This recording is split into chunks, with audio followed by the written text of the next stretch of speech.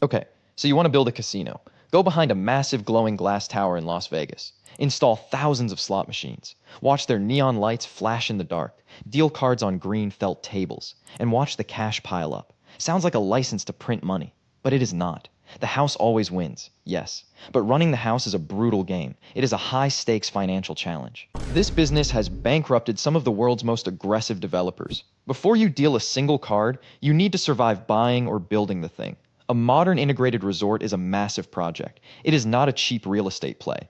Building one from scratch in a prime gaming hub will easily run you between $1 and $4 billion. The land alone in a high traffic zone can cost hundreds of millions of dollars. Then you must pour the concrete foundations. You put up the massive hotel towers. You build out expansive convention halls. You must install colossal air filtration systems. These systems clear heavy cigarette smoke from the floor.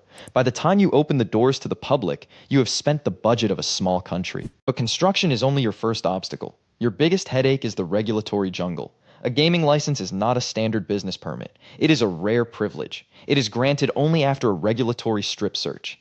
State gaming commissions will audit your entire life. They will run forensic background checks on your founders. They will investigate your board members and key executives. They will audit your investors and even your distant relatives. Every single dollar of your funding must be clean. The source of every cent must be documented. If one investor has a shady past, your entire multi-billion-dollar project gets blocked. The regulators will shut you down instantly. Once you are open, the scrutiny only increases. Under the Bank Secrecy Act, your casino is legally treated as a financial institution. You must implement strict anti-money laundering protocols. Every transaction at the cashier cage is monitored. If a client brings in suspicious bags of cash, you must report them to federal regulators. You must file suspicious activity reports. If you fail to file these reports, you face massive federal fines. Or you lose your gaming license entirely. On top of that, you face the gaming tax. In Nevada, the tax is a reasonable 7%. But in states like Pennsylvania, the tax on slot machines is 54%. In Macau, the flat tax is 39%. That means the government takes nearly half your win before you pay for your electricity or staff. Speaking of operating costs, running a casino is an expensive 24-hour machine. It never sleeps and never stops. Your utility bill alone will run into millions. You must keep thousands of slot machines powered. You must keep colossal air conditioning units running constantly.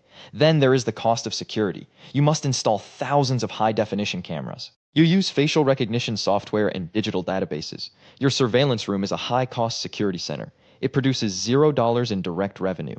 You must pay a small army of security guards. You pay dealers, pit bosses, and cashiers. But your most expensive operational drain is the whale. Whales are the ultra-high rollers. They wager fortunes on every hand. To keep them gambling at your tables, you must spend a fortune on comps. You charter private jets to fly them in. You give them massive luxury suites. You provide personal chefs and 24/7 service. You hand them tickets to sold-out residency shows. You buy them expensive designer gifts. These comps can eat up 20% of your gaming win. If the whale gets happy, they stay and play. If they get bored, they fly to your competitor. And then there is the float trap. Regulators require you to hold a massive cash reserve. This is called the cage float. You must have millions of dollars in physical cash. It must sit idle inside your vault at all times. This cash is there to pay out jackpots instantly. You cannot invest this money. You cannot lend it to yield interest. And you cannot use it to pay off loans. It is dead capital yielding 0% interest. It is just waiting for a lucky player to win. Now, let us look at the actual math. The house always wins because of the house edge. Every game on your floor is mathematically rigged. They favor the casino over millions of plays. Slot machines are your primary profit centers. They hold between 2 and 15% of every dollar bet. Slot players lose slowly over time. This provides you with steady, predictable cash flow. Blackjack has a tiny house edge of 0.5%. This assumes the player makes no strategic mistakes. Roulette gives the house a solid 5% edge. But Baccarat is a completely different beast. Baccarat has a very low house edge of 1%, yet it is the most popular game for whales. Whales will bet $100,000 per hand. Because the edge is so small, Baccarat is highly volatile. A few wealthy players getting hot on a weekend can wipe out your entire quarterly profit. This is the volatility trap. Your spreadsheet says you should win in the long run. But in the short run, you can lose millions. You can face a devastating cash drain. To survive, you must optimize non-gaming revenue. In modern Las Vegas, gaming is no longer the main driver. Over 60% of revenue comes from other sources. You charge premium rates for hotel rooms. You take a cut of expensive nightclub table service. You lease space to high-end retail brands. And you sell tickets to massive arena concerts. Non-gaming revenue is stable. It has no mathematical volatility. It is your hedge against a bad run at Baccarat. To get people to spend, you must design the floor. For decades, casinos used the Friedman layout. This was the classic maze design. Ceilings were low and lighting was dim. There were no windows and no clocks. Walkways were winding labyrinths packed with slots. If you got lost, you had to gamble. The cashier cage and restrooms were buried deep inside. This forced you to walk past machines to leave. But then came the Roger Thomas playground design. Thomas designed the Bellagio and the Wynn. He built high ceilings, wide walkways, and open spaces. He let in natural light and added luxury floral art. The psychology was simple but brilliant. If you feel rich, relaxed, and secure, your anxiety drops and your risk tolerance increases. You are willing to bet much larger sums. Under both designs, slot machines use sensory tricks. The biggest trick is the loss disguised as a win. You bet $5 and win $2 back. The machine flashes lights and plays triumphant music. Your brain registers a celebration, even though you just lost $3.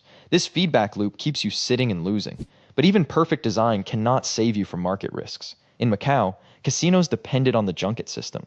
Junkets recruited rich high rollers from mainland China. They lent them millions in chips to bypass capital controls. They collected the debts back on the mainland. When the Chinese government cracked down on junkets in 2021, the entire VIP gaming market collapsed.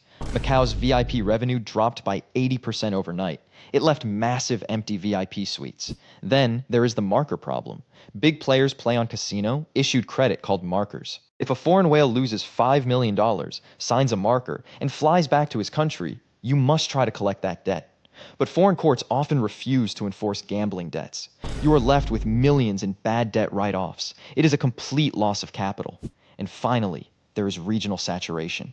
Atlantic City is the classic warning of this trap. For decades, it had an East Coast monopoly. But when neighboring states legalized gaming, players stopped traveling to New Jersey. They gambled closer to home. This brings us to the ultimate disaster, the Revel Casino in Atlantic City.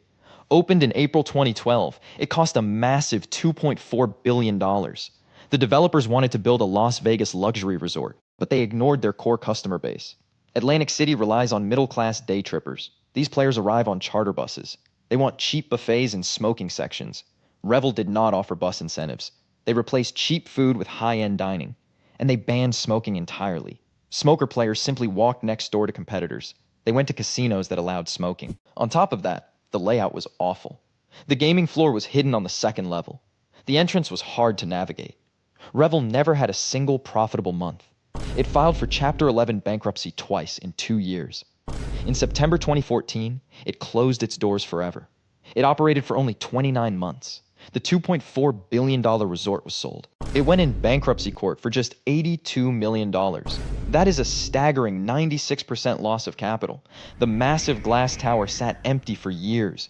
It was a monument to corporate hubris. It showed the dangers of bad economics. Today, the property has been rebranded and reopened, but the scars of its collapse remain. It proves that a casino is not a simple business. It is a high-risk, low-margin gamble. So, does running a casino actually work? The answer is yes, but only if you manage the risk. You must have a bulletproof strategy. In the optimistic scenario, your house edge works exactly as intended. Your non-gaming amenities generate stable income. Your hotel rooms are booked at high rates. Your restaurants and nightclubs are packed. And your regulatory compliance is flawless. You keep the regulators happy. In the realistic bad year, a major whale default wipes out your cash reserves. Regional competition steals your foot traffic. A neighbor state opens a new casino. High gaming taxes eat your remaining margins. Your utility bills spike during a hot summer. And labor strikes freeze your operations. The house always wins, yes. But only if the house can survive the spreadsheet.